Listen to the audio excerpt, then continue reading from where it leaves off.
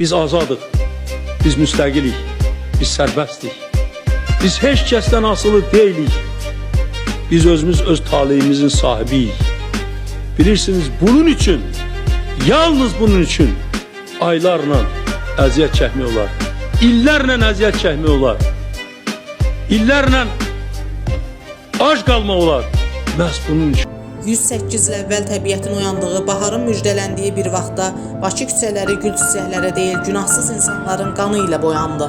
Şamaxının qədim məscidləri yandırıldı, Qubanın kəndləri viran qoyuldu, Lənkəran, Salyan, Zəngəzurda minlərlə soydaşımız amansızlıqla qətlə yetirildi. Qanlı qərənfillərin hər biri o günlərdə tökülən bir damla qanın, sönən bir ocağın nişanəsidir. Şəhidlərimizin ruhu qarşısında baş əyirik, onların fədakarlığı bugün bizə azad və müstəqil Azərbaycana miras qoydu. Səsləndirdi Haqq Səsi TV1-in əməkdaşı İbrahimova Əfsanə, efirə verdi Haqq Səsi TV1-in rəhbəri İlxan Müzəffəroğlu.